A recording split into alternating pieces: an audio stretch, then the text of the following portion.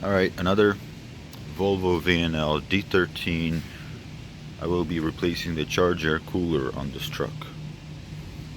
Start off with showing what needs to be removed, and then a few tricks that I do and how I take it off by myself, and I don't open the air conditioning system.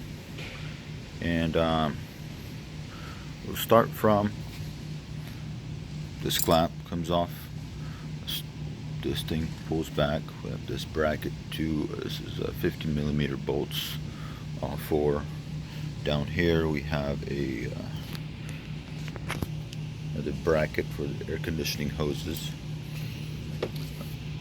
On the front we have the condenser bolts. There's four of these, two on each side, and then there's the shroud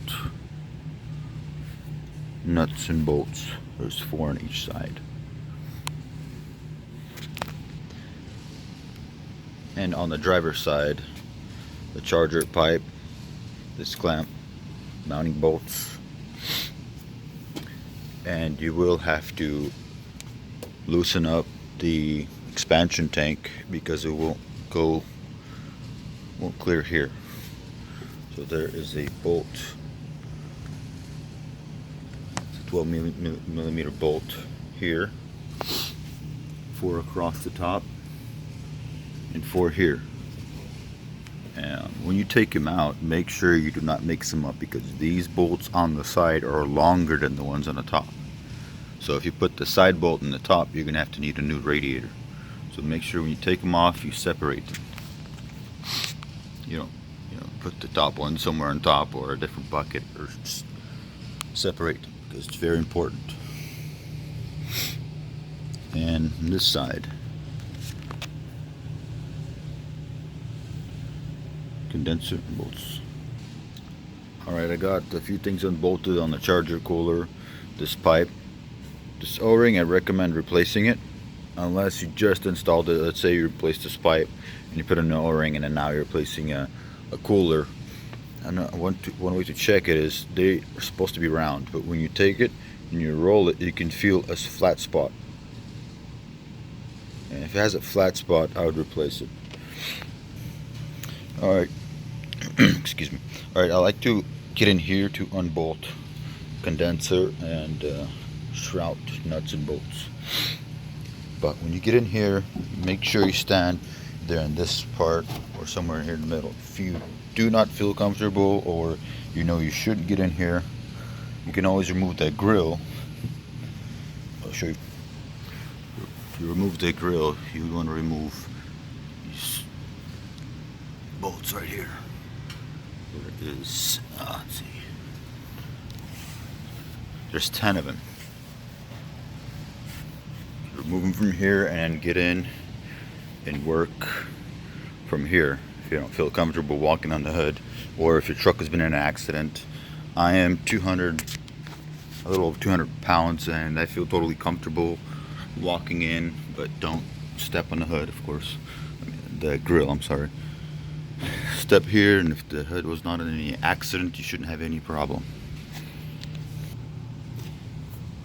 As you can see, these nuts for the fan shroud, it came out pretty easy. This one's stuck. On this side, I'll show you on the top one, there is some space between the nut and the charger cooler, right in front of it. I do this. Come on.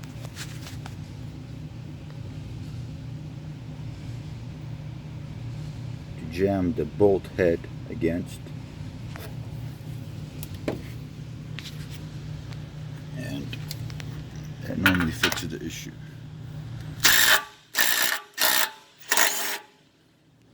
And then it doesn't spin, and you can remove the nut. The last what I do before I remove the charger cooler, you see how the hoses go through the fan shroud right here. either have to take them off together, or I grab my dikes and I cut them right underneath right there. I'll try to focus. I'm sorry for the quality. So cut them right there, both top and bottom. Pull them off.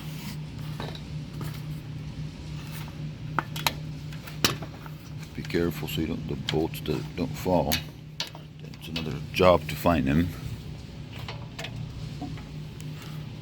That's it. They come off. When it's off, it looks like this. But once it's bolted up, you can't see that broken part or anything. You have to knock out the bolts after the charger cooler's out.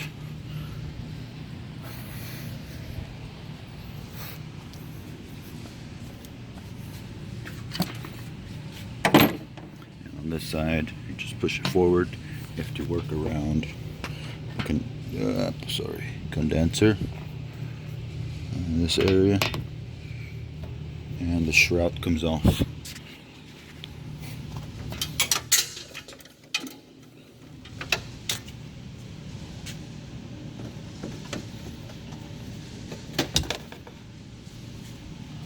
Put the shroud right in the motor like that.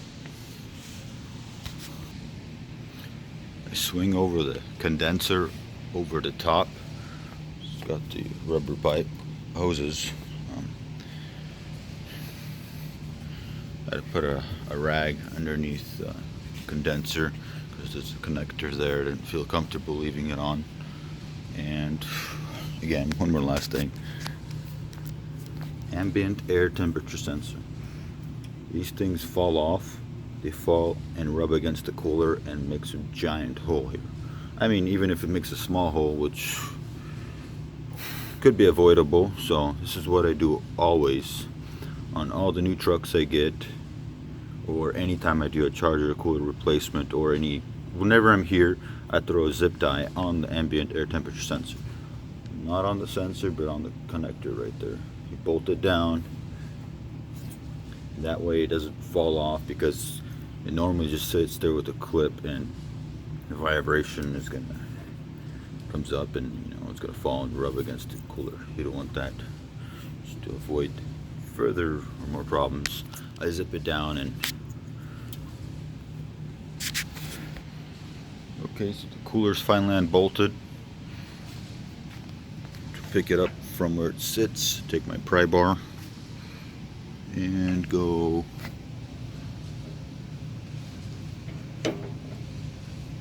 right under one of the, just push it up. Kind of hard doing it with one hand, but you hold the top, you push it away from the motor.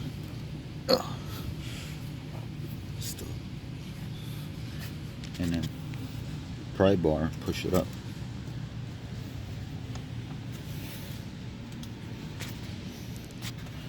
You can see on the back at the bottom, it comes up.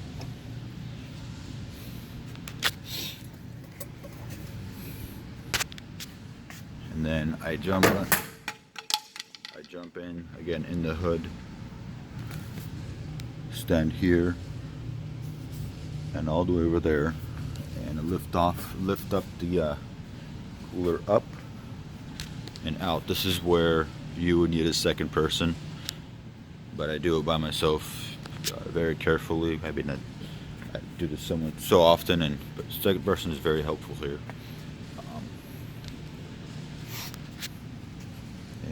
See how expansion tank is to move out of the way so you can pull it out. I just let it sit because it'll sit on this pipe, and yeah, that's it.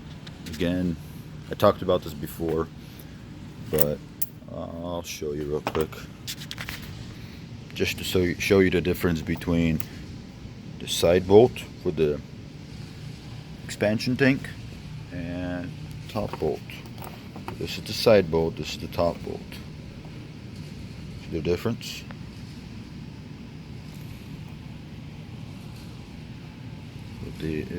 So if you put the side one in the top position, it will ruin your radiator, and it's almost impossible to fix the radiator because of the heat and the pressure and all the heat that's inside there. Normally a lot of the glue does not stand up to it, so you end up replacing the radiator, which is avoidable. Bring this up several times, make sure you don't do this mistake. And okay, pull out the cooler now. With the cooler out, you see there's a bunch of garbage. Usually grab my air nozzle, blow it out.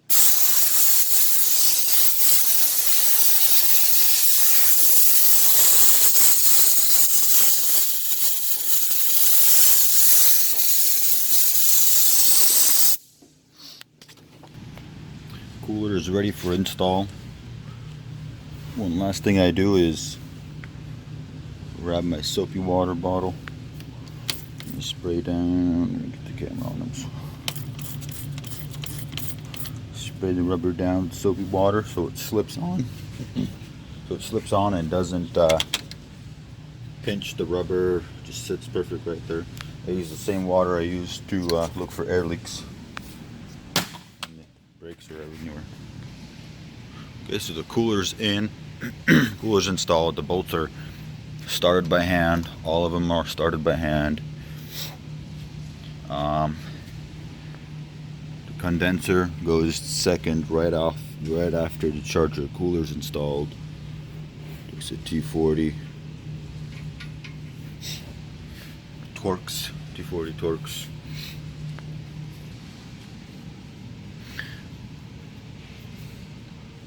Expansion tank is on, hand tight. Again, long from the side, long from the side, short from the top, or at the top. Next is the fan shroud. It's going to go on. Okay, the shroud is on. I'm going to be tightening everything down, and it's pretty much done. Job is done after this. And again, I start off from this side, from the driver's side, from this clamp, and I work my way around to double, triple check, make sure every bolt is tight. That's about it. Thanks for watching.